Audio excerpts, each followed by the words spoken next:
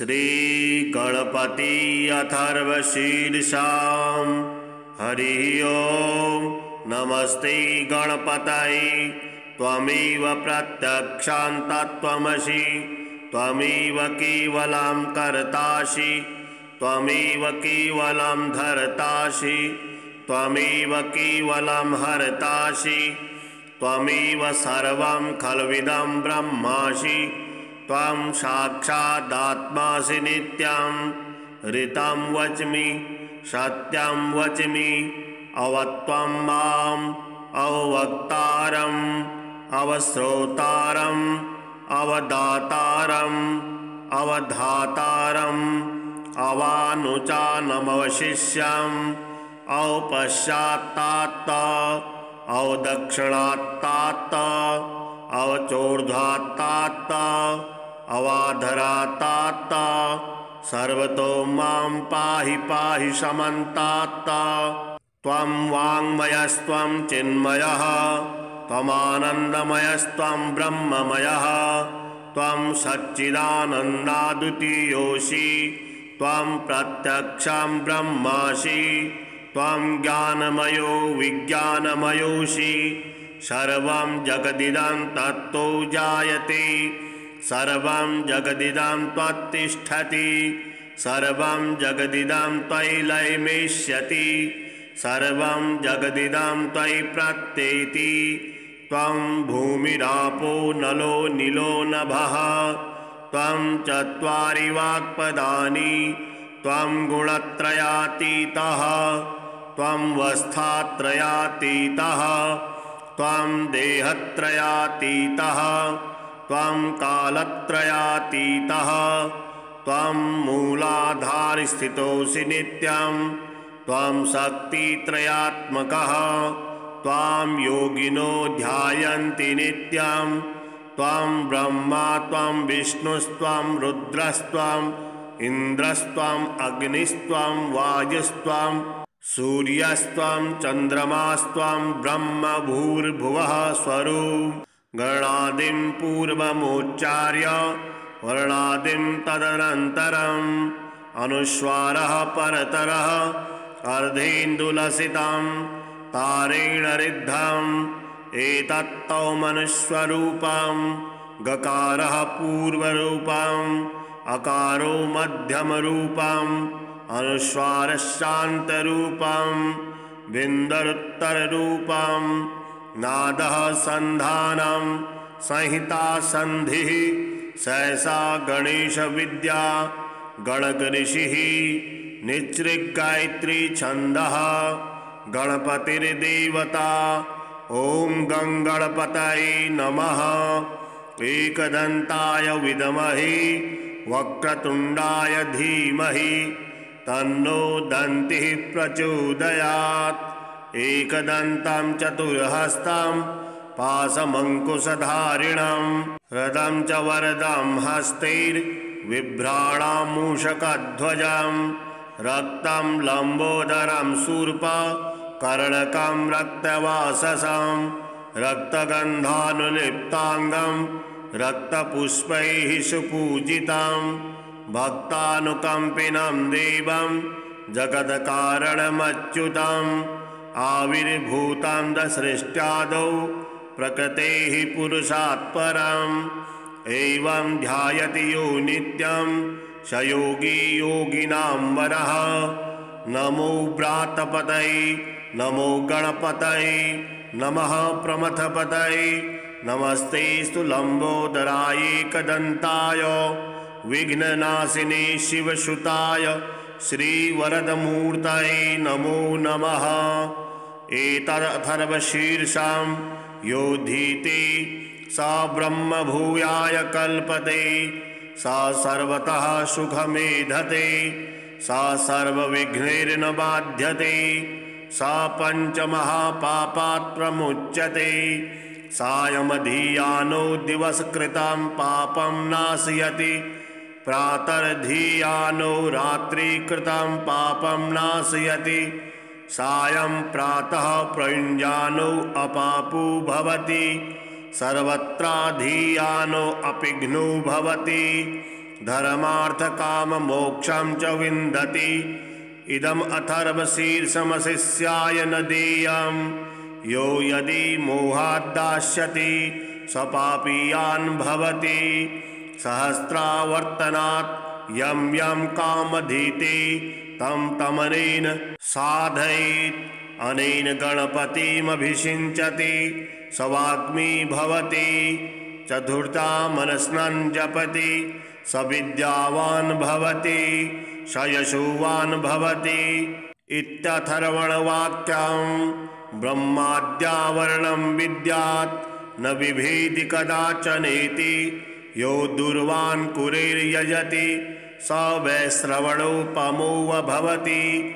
यो लाजेर्यजति स यशोवान् भवति। स मेधावान् भवति। यो मोदकसहस्रेण यजति स वाञ्छितफलमवाप्नोति।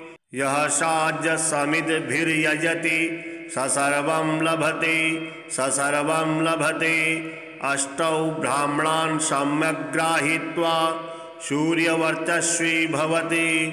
सूर्यग्रहे महानद्यां प्रतिमासन्निधौ वा जपत्वा सिद्धमन्त्रो भवति। महाविघ्नात् प्रमुच्यते। महादोषात् प्रमुच्यते। महापापात् प्रमुच्यते।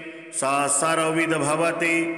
सा सर्वविद् भवति। यैवं वेद इत्युपनिषद्। श्रीगणेशस्तोत्रम्। नारद उवाच प्रणम्य शिरसा देवं गौरीपुत्रं विनायकं। भक्तावासं स्मरे नित्यम् आयुः कामार्थसिद्धये। प्रथमं वक्रतुण्डं च एकदन्तं द्वितीयकं। तृतीयं कृष्णपिङ्गाक्षं गजवक्त्रं चतुर्थकं। लम्बोदरं पञ्चमं च षष्ठं विकटमेव च। सप्तमं विघ्नराजेन्द्रं धूम्रवर्णं तथाष्टमं। नवमं भालचन्द्रं च दशमं तु विनायकम्। एकादशं गणपतिं द्वादशं तु गजाननं। द्वादशैस्तानि नामानि त्रिसन्ध्यं यः पठेन्नरः न च विघ्नभयं तस्य सर्वसिद्धिकरः प्रभुः। विद्यार्थी लभते विद्यां धनार्थी लभते धनं। पुत्रार्थी लभते पुत्रान् मोक्षार्थी लभते गतिं। जपेद गणपतिस्तोत्रं षड्भिर्मासैः फलं लभेत्। संवत्सरेण सिद्धिं च लभते नात्र संशयः। अष्टभ्यो ब्राह्मणेभ्यश्च लिखित्वा यः समर्पयेत् तस्य विद्या भवेत् सर्वा गणेशस्य प्रसादतः। हरि ओं नमस्ते गणपतये। त्वमेव प्रत्यक्षान्तत्वमसि। त्वमेव केवलं कर्तासि। त्वमेव केवलं धर्तासि। त्वमेव केवलं हर्तासि। त्वमेव सर्वं खल्विदं ब्रह्मासि। त्वं साक्षादात्मासि नित्यं। ऋतं वच्मि सत्यं वच्मि।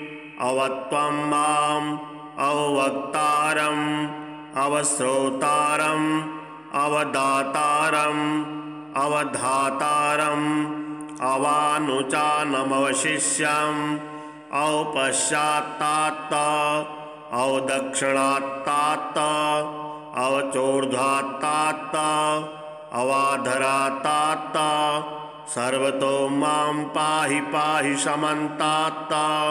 त्वं वाङ्मयस्त्वं चिन्मयः त्वमानन्दमयस्त्वं ब्रह्ममयः। त्वं सच्चिदानन्दाद्वितीयोऽसि। त्वं प्रत्यक्षं ब्रह्मासि। त्वं ज्ञानमयो विज्ञानमयोऽसि।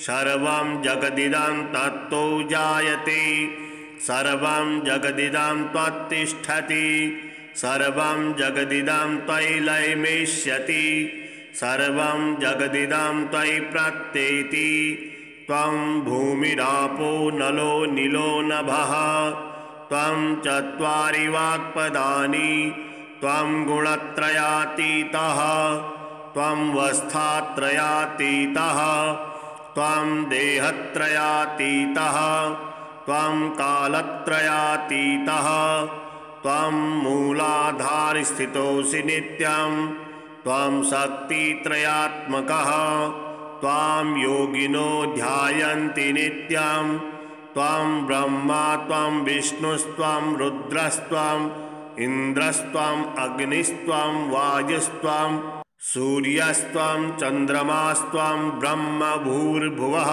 स्वरूप गणादिं पूर्वमुच्चार्य वर्णादिं तदनन्तरम् अनुस्वारः परतरः अर्धेन्दुलसितं तारेण रिद्धम् एतत्तौ मनुष्यरूपं गकारः पूर्वरूपम् अकारो मध्यमरूपम् अनुस्वारशान्तरूपम् बिन्दरुत्तररूपम् नादः सन्धानं संहिता सन्धिः सहसा गणेशविद्या गणकऋषिः निच्छृगायत्री छन्दः गणपतिर्देवता ॐ गं गणपतये नमः एकदन्ताय विद्महे वक्रतुण्डाय धीमहि तन्नो दन्तिः प्रचोदयात् एकदन्तं चतुर्हस्तं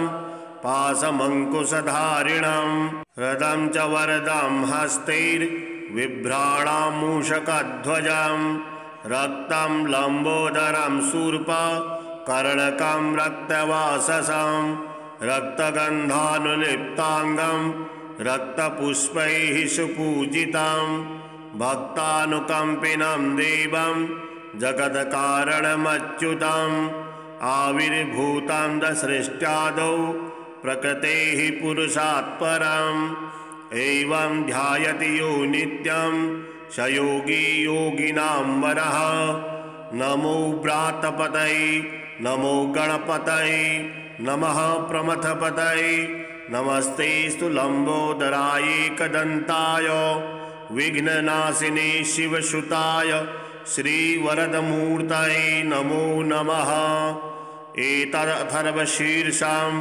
योधीते सा ब्रह्मभूयाय कल्पते सा सर्वतः सुखमेधते सा सर्वविघ्नैर्न बाध्यते सा पञ्चमहापापात् प्रमुच्यते सायमधीयानो दिवसकृतं पापं नाशयति प्रातर्धीयानो रात्रिकृतं पापं नाशयति सायं प्रातः प्रयुञ्जानो अपापो भवति सर्वत्राधीयानो अपिघ्नो भवति धर्मार्थकाममोक्षं च विन्दति इदम् अथर्वशीर्षमशिष्याय न देयं यो यदि मोहाद्दास्यति स पापीयान् भवति सहस्रावर्तनात् यं यं कामधीते तं तमनेन साधयेत् अनेन गणपतिमभिषिञ्चति स वाग्मी भवति चतुर्था मनस्नं जपति स विद्यावान् भवति स यशोवान् भवति इत्यथर्वणवाक्यं ब्रह्माद्यावरणं विद्यात् न बिभेति कदाचनेति यो दूरवान् कुरेर्यजति स वैश्रवणोपमो भवति यो लाजेर्यजति स यशोवान् भवति स मेधावान् भवति यो मोदकसहस्रेण यजति स वाञ्छितफलमवाप्नोति यः साज्यसमिद्भिर्यजति स सर्वं लभते स सर्वं लभते अष्टौ ब्राह्मणान् सम्यक् गृहीत्वा सूर्यवर्चस्वी भवति सूर्यग्रही महानद्यां प्रतिमा सन्निधौ वा जपत्वा सिद्धमन्त्रो भवति महाविघ्नात् प्रमुच्यते महादोषात् प्रमुच्यते महापापात् प्रमुच्यते स सर्वविद् भवति स सर्वविद् भवति यैवं वेद इत्युपनिषद्। श्रीगणेशस्तोत्रम्। नारद उवाच प्रणम्य शिरसा देवं गौरीपुत्रं विनायकं भक्तावासं स्मरे नित्यम् आयुः कामार्थसिद्धये प्रथमं वक्रतुण्डं च एकदन्तं द्वितीयकं तृतीयं कृष्णपिङ्गाक्षं गजवक्त्रं चतुर्थकं लम्बोदरं पञ्चमं च षष्ठं विकटमेव च सप्तमं विघ्नराजेन्द्रं धूम्रवर्णं तथाष्टमं नवमं भालचन्द्रं च दशमं तु विनायकम् एकादशं गणपतिं द्वादशं तु गजाननं द्वादशैस्तानि नामानि त्रिसन्ध्यं यः पठेन्नरः न च विघ्नभयं तस्य सर्वसिद्धिकरः प्रभुः। विद्यार्थी लभते विद्यां धनार्थी लभते धनं पुत्रार्थी लभते पुत्रान् मोक्षार्थी लभते गतिं। जपेद गणपतिस्तोत्रं षड्भिर्मासैः फलं लभेत् संवत्सरेण सिद्धिं च लभते नात्र संशयः। अष्टभ्यो ब्राह्मणेभ्यश्च लिखित्वा यः समर्पयेत् तस्य विद्या भवेत् सर्वा गणेशस्य प्रसादतः। हरि ओम नमस्ते गणपतये त्वमेव प्रत्यक्षां तत्त्वमसि त्वमेव केवलं कर्तासि त्वमेव केवलं धर्तासि त्वमेव केवलं हर्तासि त्वमेव सर्वं खल्विदं ब्रह्मासि त्वं साक्षादात्मासि नित्यं ऋतं वच्मि सत्यं वच्मि अवत्वं माम् अवक्तारम् अवश्रोतारम् अवदातारम् अवधातारम् अवानुचानमवशिष्यम् अवपश्चात्तात अवदक्षिणात्तात अवचोर्ध्वात्तात अवाधरात्तात सर्वतो मां पाहि पाहि समन्तात।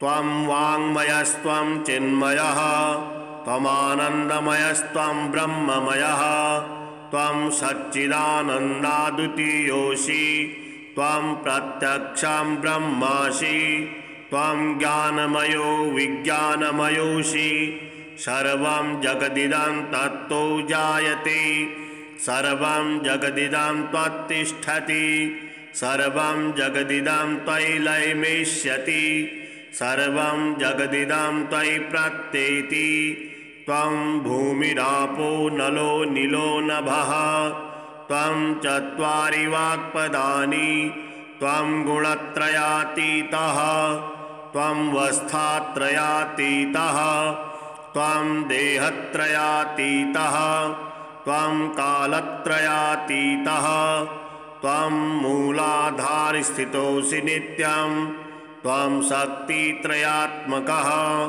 त्वां योगिनो ध्यायन्ति नित्यं त्वं ब्रह्मा त्वं विष्णुस्त्वं रुद्रस्त्वं इन्द्रस्त्वं अग्निस्त्वं वायुस्त्वं सूर्यस्त्वं चन्द्रमास्त्वं ब्रह्म भूर्भुवः स्वरूप गणादिं पूर्वमुच्चार्य वर्णादिं तदनन्तरम् अनुस्वारः परतरः अर्धेन्दुलसितं तारेण ऋद्धम् एतत्तौ मनुष्यरूपं गकारः पूर्वरूपम् अकारो मध्यमरूपम् अनुस्वारशान्तरूपं विन्दरुत्तररूपं नादः सन्धानं संहिता सन्धिः सहसा गणेश विद्या गणकऋषिः निच्छृगायत्री छन्दः गणपतिर्देवता। ॐ गणपतये नमः। एकदन्ताय विद्महे वक्रतुण्डाय धीमहि तन्नो दन्तिः प्रचोदयात्। एकदन्तं चतुर्हस्तं पाशमङ्कुशधारिणं रथं च वरदं हस्तैर्बिभ्राणां मूषकध्वजं रक्तं लम्बोदरं शूर्पकर्णकं रक्तवाससं रक्तगन्धानुलिप्ताङ्गं रक्तपुष्पैः सुपूजितं भक्तानुकम्पिनं देवं जगत्कारणमच्युतम् आविर्भूतं दसृष्ट्यादौ प्रकृतेः पुरुषात् परम् एवं ध्यायति यो नित्यं स योगी योगिनां वरः। नमो व्रातपतये नमो गणपतये नमः प्रमथपतये नमस्ते लम्बोदराय एकदन्ताय विघ्ननाशिने शिवसुताय श्रीवरदमूर्तये नमो नमः। एतदथर्वशीर्षं योधीते स ब्रह्मभूयाय कल्पते स सर्वतः सुखमेधते स सर्वविघ्नैर्न बाध्यते स पञ्चमहापापात् प्रमुच्यते सायमधियानो दिवसकृतं पापं नाशयति प्रातर्धियानो रात्रिकृतं पापं नाशयति सायं प्रातः प्रयुञ्जानो अपापो भवति सर्वत्राधियानो अपिघ्नो भवति धर्मार्थकाममोक्षं च विन्दति। इदम् अथर्वशीर्षमशिष्याय न देयं यो यदि मोहाद्दास्यति स पापीयान् भवति सहस्रावर्तनात् यं यं कामधीते तं तमनेन साधयेत् अनेन गणपतिमभिषिञ्चति स वाग्मी भवति चतुर्था मनस्नं जपति स विद्यावान् भवति स यशोवान् भवति इत्यथर्वणवाक्यं ब्रह्माद्यावरणं विद्यात् न बिभेति कदाचनेति यो दूरवान् कुरेर्यजति स वैश्रवणोपमो भवति यो लाजेर्यजति स यशोवान् भवति स मेधावान् भवति यो मोदकसहस्रेण यजति स वाञ्छितफलमवाप्नोति यः साज्यसमिद्भिर्यजति स सर्वं लभते स सर्वं लभते। अष्टौ ब्राह्मणान् सम्यक् गृहीत्वा सूर्यवर्चस्वी भवति सूर्यग्रहे महानद्यां प्रतिमा सन्निधौ वा जपत्वा सिद्धमन्त्रो भवति महाविघ्नात् प्रमुच्यते महादोषात् प्रमुच्यते महापापात् प्रमुच्यते सा सर्वविद् भवति सा सर्वविद् भवति यैवं वेद इत्युपनिषद्। श्रीगणेशस्तोत्रम् नारद उवाच प्रणम्य शिरसा देवं गौरीपुत्रं विनायकं भक्तावासं स्मरे नित्यम् आयुः कामार्थसिद्धये प्रथमं वक्रतुण्डं च एकदन्तं द्वितीयकं तृतीयं कृष्णपिङ्गाक्षं गजवक्त्रं चतुर्थकं लम्बोदरं पञ्चमं च षष्ठं विकटमेव च सप्तमं विघ्नराजेन्द्रं धूम्रवर्णं तथाष्टमं नवमं भालचन्द्रं च दशमं तु विनायकम् एकादशं गणपतिं द्वादशं तु गजाननं द्वादशैस्तानि नामानि त्रिसन्ध्यं यः पठेन्नरः न च विघ्नभयं तस्य सर्वसिद्धिकरः प्रभुः। विद्यार्थी लभते विद्यां धनार्थी लभते धनम् पुत्रार्थी लभते पुत्रान् मोक्षार्थी लभते गतिम् जपेद गणपतिस्तोत्रम् षड्भिर्मासैः फलं लभेत् संवत्सरेण सिद्धिं च लभते नात्र संशयः अष्टभ्यो ब्राह्मणेभ्यश्च लिखित्वा यः समर्पयेत् तस्य विद्या भवेत् सर्वा गणेशस्य प्रसादतः। हरि ओम नमस्ते गणपतये त्वमेव प्रत्यक्षां तत्त्वमसि त्वमेव केवलं कर्तासि त्वमेव केवलं धर्तासि त्वमेव केवलं हर्तासि त्वमेव सर्वं खल्विदं ब्रह्मासि त्वं साक्षादात्मासि नित्यं ऋतं वच्मि सत्यं वच्मि अवत्वं माम् अवक्तारम् अवश्रोतारम् अवदातारम् अवधातारम् अवानुचानमवशिष्यम् अवपश्चात्तात अवदक्षिणात्तात अवचोर्ध्वात्तात अवाधरात्तात सर्वतो मां पाहि पाहि समन्तात। त्वं वाङ्मयस्त्वं चिन्मयः त्वमानन्दमयस्त्वं ब्रह्ममयः त्वं सच्चिदानन्दाद्वितीयोऽसि त्वं प्रत्यक्षं ब्रह्मासि त्वं ज्ञानमयो विज्ञानमयोऽसि सर्वं जगदिदं तत्तो जायते सर्वं जगदिदं त्वत्तिष्ठति सर्वं जगदिदं त्वयि लयमेष्यति सर्वं जगदिदं त्वयि प्रत्येति त्वं भूमिरापो नलो नीलो नभः त्वं चत्वारि वाक्पदानि त्वं गुणत्रयातीतः त्वं वस्थात्रयातीतः त्वं देहत्रयातीतः त्वं कालत्रयातीतः त्वं मूलाधारस्थितोऽसि नित्यं त्वं शक्तित्रयात्मकः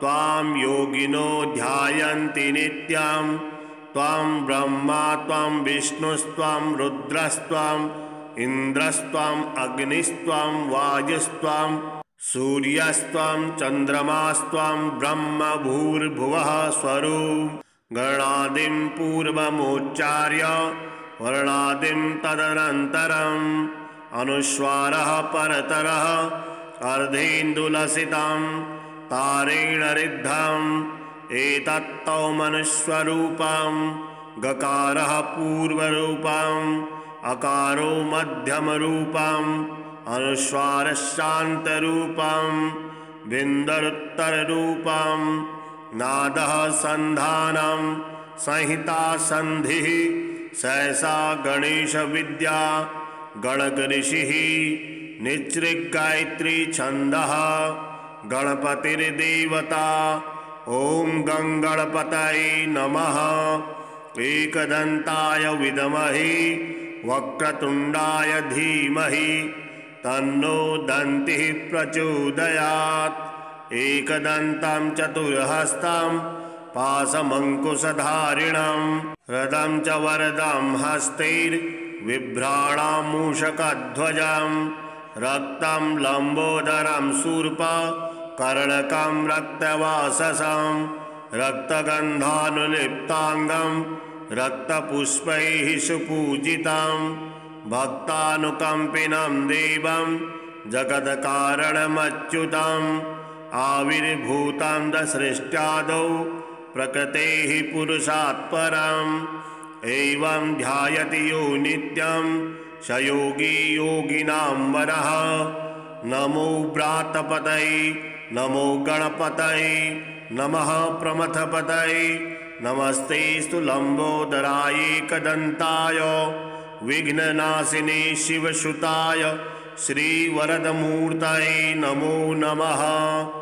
एतदथर्वशीर्षं योधीते स ब्रह्मभूयाय कल्पते स सर्वतः सुखमेधते स सर्वविघ्नैर्न बाध्यते स पञ्चमहापापात् प्रमुच्यते सायमधीयानो दिवसकृतं पापं नाशयति प्रातर्धीयानो रात्रिकृतं पापं नाशयति सायं प्रातः प्रयुञ्जानो अपापो भवति सर्वत्राधीयानो अपिघ्नो भवति धर्मार्थकाममोक्षं च विन्दति इदम् अथर्वशीर्षमशिष्याय न देयम् यो यदि मोहाद्दास्यति स पापीयान् भवति सहस्रावर्तनात् यं यं कामधीते तं तमनेन साधयेत् अनेन गणपतिमभिषिञ्चति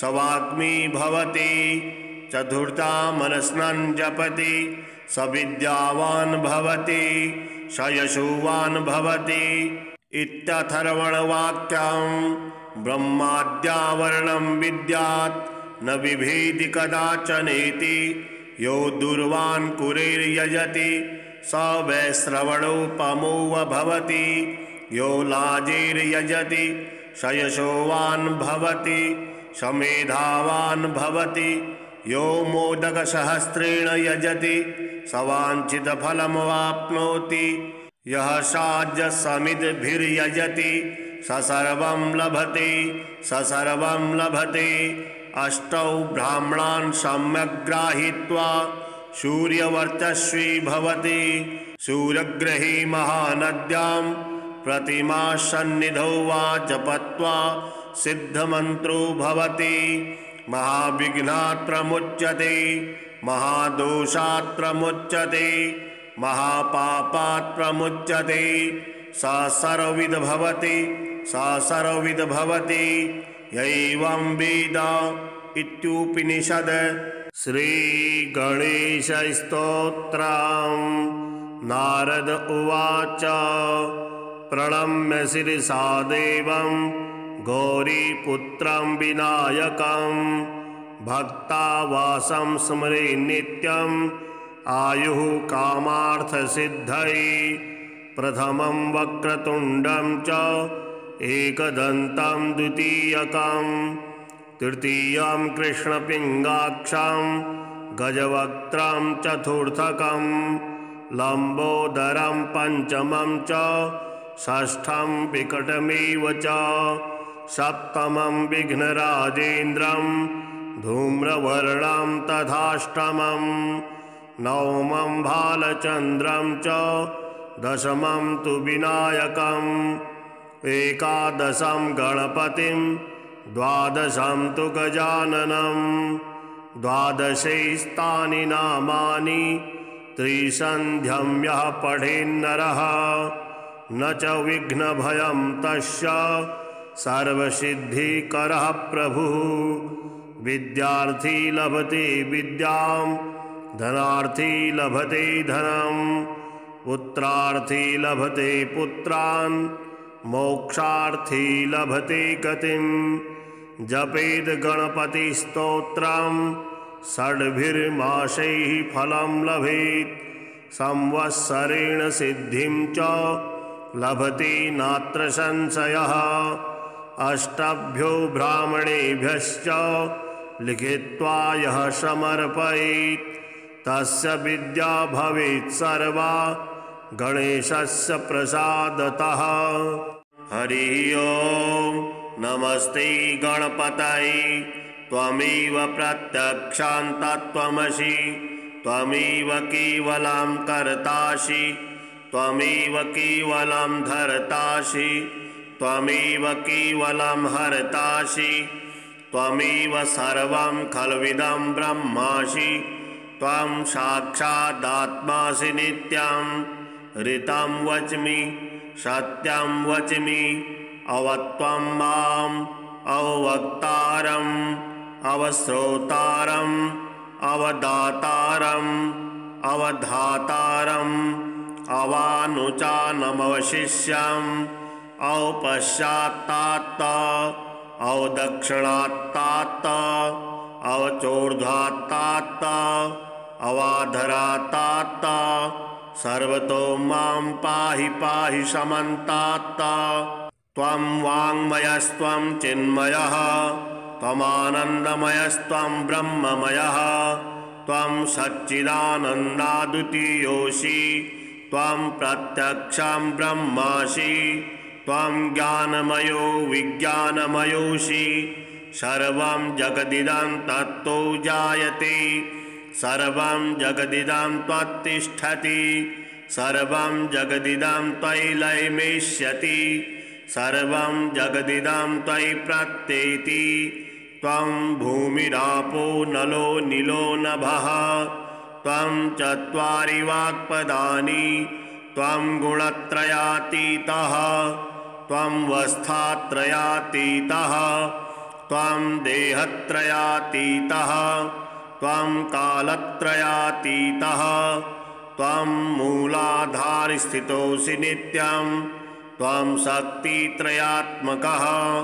त्वां योगिनो ध्यायन्ति नित्यं त्वं ब्रह्मा त्वं विष्णुस्त्वं रुद्रस्त्वम् इन्द्रस्त्वम् अग्निस्त्वं वायुस्त्वं सूर्यस्त्वं चन्द्रमास्त्वं ब्रह्म भूर्भुवः स्वरूप गणादिं पूर्वमुच्चार्य वर्णादिं तदनन्तरम् अनुस्वारः परतरः अर्धेन्दुलसितं तारेण रिद्धम् एतत्तौ मनुस्वरूपं गकारः पूर्वरूपम् अकारो मध्यमरूपम् अनुस्वारशान्तरूपम् बिन्दरुत्तररूपम् नादः सन्धानं संहिता संधिः सहसा गणेशविद्या गणकऋषिः निच्छृगायत्री छन्दः गणपतिर्देवता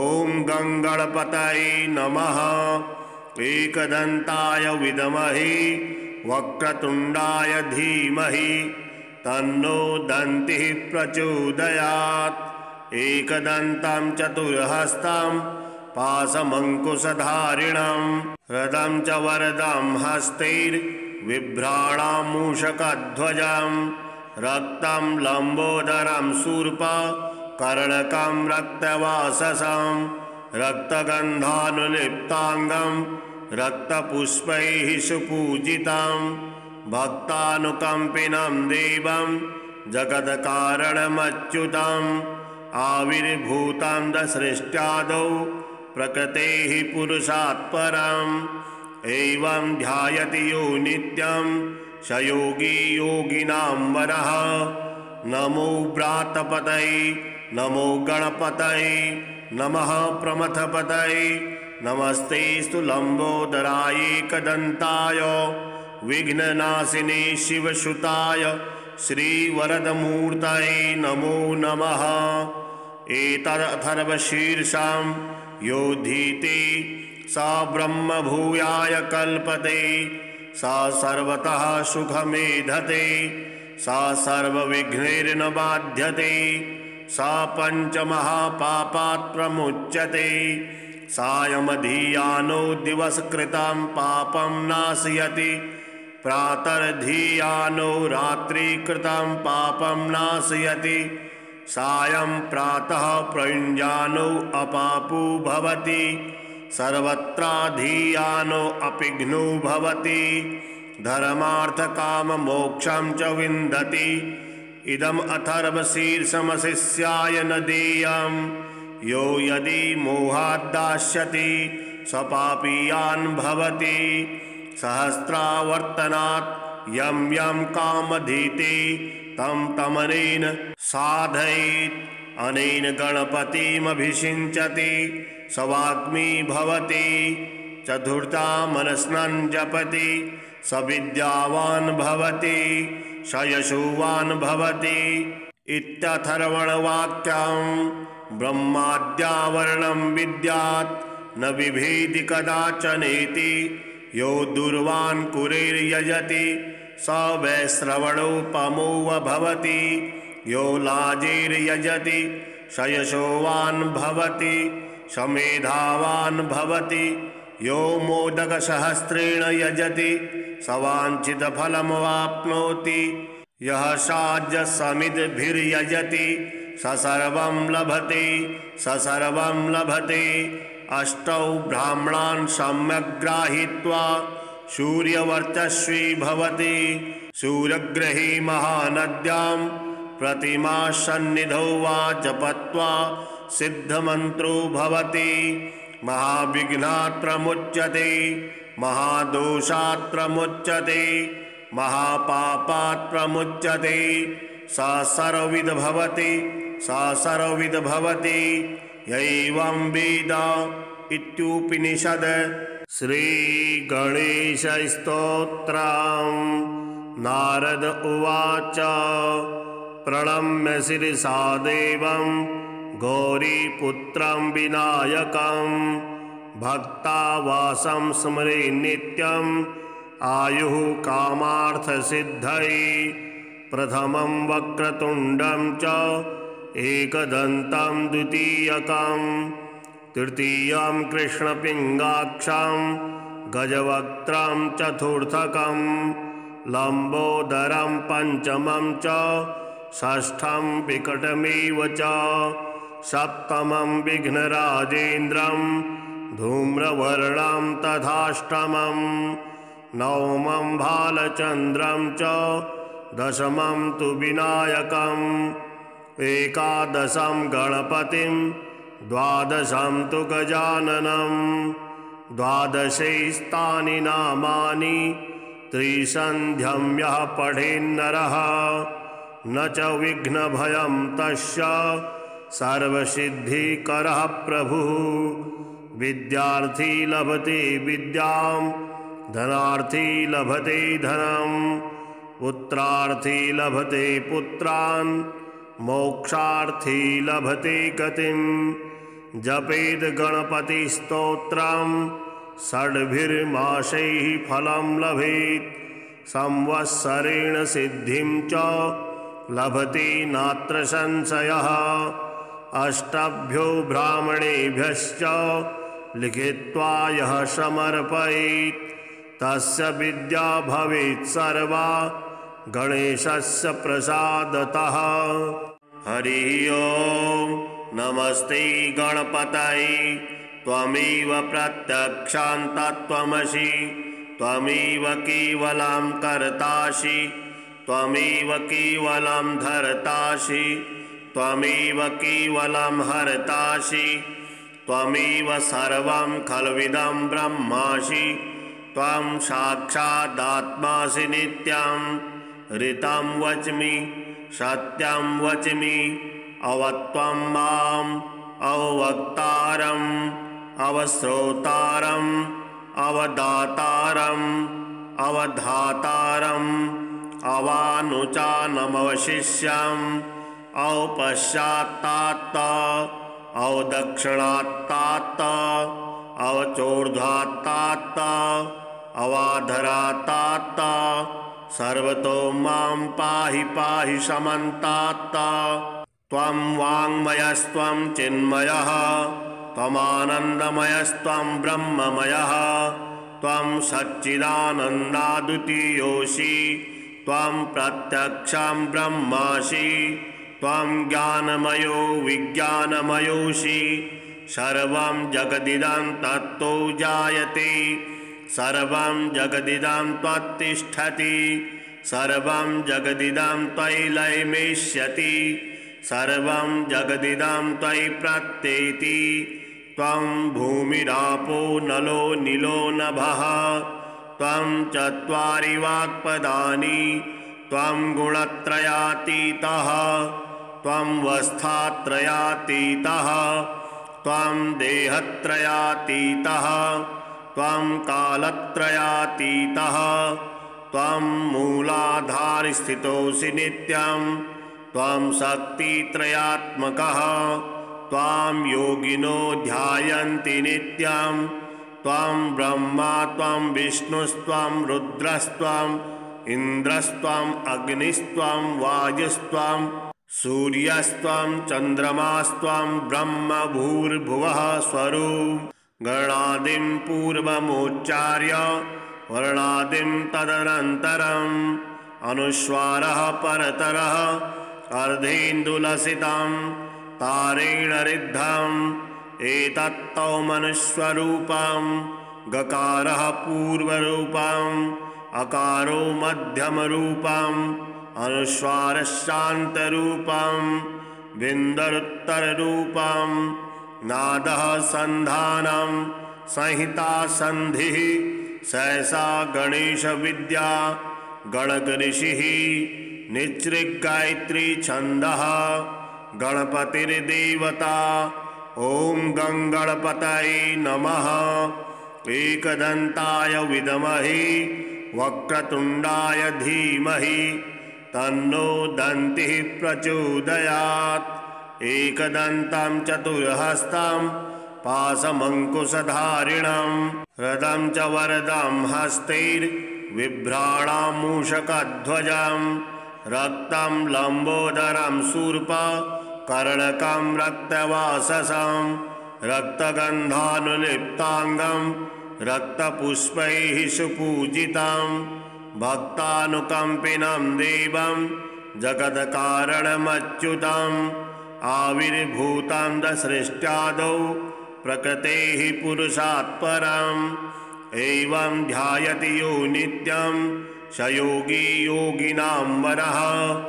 नमो व्रातपतये नमो गणपतये नमः प्रमथपतये नमस्तेस्तु लम्बोदराय एकदन्ताय विघ्ननाशिने शिवसुताय श्रीवरदमूर्तये नमो नमः। एतदथर्वशीर्षां योधीते सा ब्रह्मभूयाय कल्पते सा सर्वतः सुखमेधते सा सर्वविघ्नैर्न बाध्यते सा पञ्चमहापापात् प्रमुच्यते सायमधियानो दिवसकृतं पापं नाशयति प्रातर्धियानो रात्रिकृतं पापं नाशयति सायं प्रातः प्रयुञ्जानो अपापो भवति सर्वत्राधियानो अपिघ्नो भवति धर्मार्थकाममोक्षं च विन्दति। इदम् अथर्वशीर्षमशिष्याय न देयं यो यदि मोहाद्दास्यति स पापीयान् भवति सहस्रावर्तनात् यं यं कामधीते तं तमनेन साधयेत् अनेन गणपतिमभिषिञ्चति स वाग्मी भवति चतुर्था मनस्नं जपति स विद्यावान् भवति स यशोवान् भवति इत्यथर्वणवाक्यं ब्रह्माद्यावरणं विद्यात् न बिभेति कदाचनेति यो दूरवान् कुरेर्यजति स वै श्रवणोपमो भवति यो लाजेर्यजति स यशोवान् भवति स मेधावान् भवति यो मोदकसहस्रेण यजति स वाञ्छितफलमवाप्नोति यः साज्यसमिद्भिर्यजति स सर्वं लभते स सर्वं लभते। अष्टौ ब्राह्मणान् सम्यक् गृहीत्वा सूर्यवर्चस्वी भवति सूर्यग्रहे महानद्यां प्रतिमासन्निधौ वा जपत्वा सिद्धमन्त्रो भवति महाविघ्नात् प्रमुच्यते महादोषात् प्रमुच्यते महापापात् प्रमुच्यते सा सर्वविद् भवति सा सर्वविद् भवति यैवं वेद इत्युपनिषद्। श्रीगणेशस्तोत्रम् नारद उवाच प्रणम्य शिरसा देवं गौरीपुत्रं विनायकं भक्तावासं स्मरे नित्यं आयुः कामार्थसिद्धये प्रथमं वक्रतुण्डं च एकदन्तं द्वितीयकं तृतीयं कृष्णपिङ्गाक्षं गजवक्त्रं चतुर्थकं लम्बोदरं पञ्चमं च षष्ठं विकटमेव च सप्तमं विघ्नराजेन्द्रं धूम्रवर्णं तथाष्टमं नवमं भालचन्द्रं च दशमं तु विनायकम् एकादशं गणपतिं द्वादशं तु गजाननं द्वादशैस्तानि नामानि त्रिसन्ध्यं यः पठेन्नरः न च विघ्नभयं तस्य सर्वसिद्धिकरः प्रभुः विद्यार्थी लभते विद्यां धनार्थी लभते धनं पुत्रार्थी लभते पुत्रान् मोक्षार्थी लभते गतिं जपेद गणपतिस्तोत्रं षड्भिर्मासैः फलं लभेत् संवत्सरेण सिद्धिं च लभते नात्र संशयः अष्टभ्यो ब्राह्मणेभ्यश्च लिखित्वा यः समर्पयेत् तस्य विद्या भवेत् सर्वा गणेशस्य प्रसादतः।